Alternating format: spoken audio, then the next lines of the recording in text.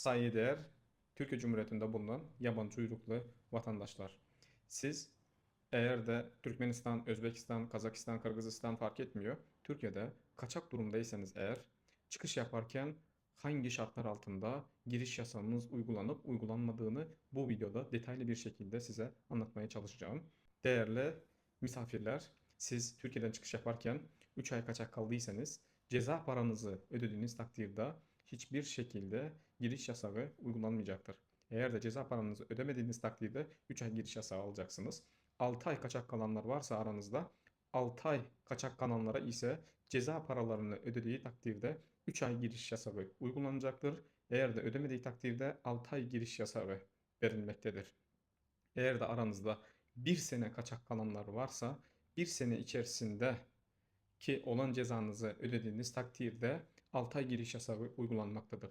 Eğer de siz bir senelik ceza paranızı ödemediğiniz takdirde bir sene giriş yasağı alacaksınız. Yani kısacası şartlar bu şekilde devam ediyor.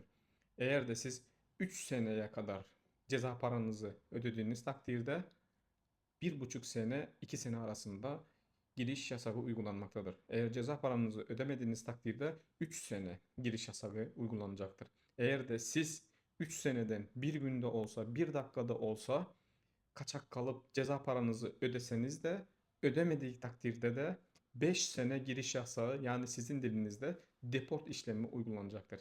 Eğer de bir suça karışmadıysanız, bir suçla ilgili tahdit kodlarınız bulunmadığı takdirde özel meşrubatlı vizeleriyle Türkiye'ye giriş yapabilirsiniz.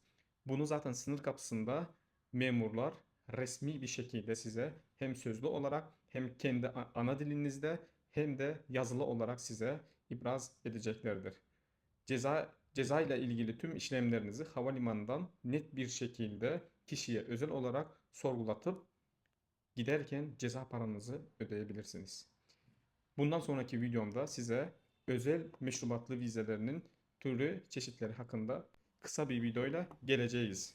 Bizi takip etmeyi unutmayın. Bu durumda olan arkadaşlara da bu videoyu göndermeyi unutmayın. Hoşça kalın, sağlıkla görüşelim.